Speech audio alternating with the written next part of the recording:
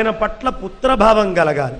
అంతేగాని భగవంతుడు నాకు పుడితేనే పుట్టినట్టు అని అనుకోక్కర్లేదయ్యా అని ప్రపంచానికి చూపించడం కోసం స్వామి యశోదకి ఔరస పుత్రుడుగా వచ్చాడు. అంటే దీనివల్ల మనకేం సందేశం ఇస్తున్నాడయ్యా అంటే, అయ్యో యశోదలాగానో దేవకిలాగానో నా కడుపున కృష్ణుడు పుట్టలేదే అని అనుకోవద్దండి.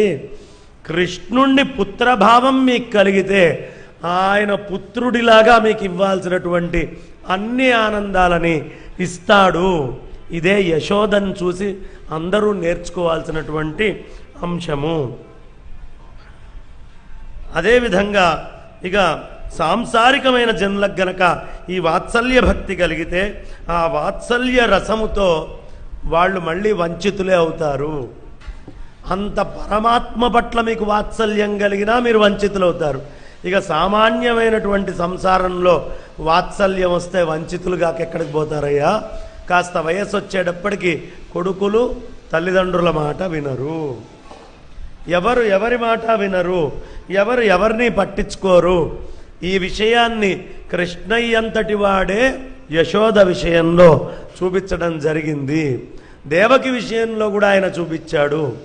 కాబట్టి ఎప్పుడైనా గుర్తుంచుకోండి, ఇలా బంధుత్వంతోటో బాంధవ్యంతోటో గనక మీరు భగవంతుడి పట్ల ప్రేమను పెట్టుకుంటే తాత్కాలికమైనటువంటి బ్రహ్మానందం మీకు కలుగుతుంది, కానీ దానివల్ల తర్వాత దుఃఖము కూడా లభిస్తుంది.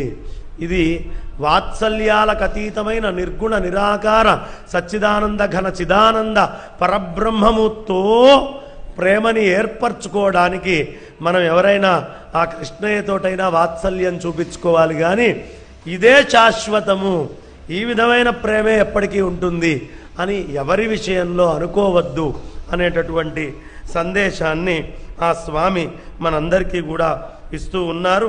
కాబట్టి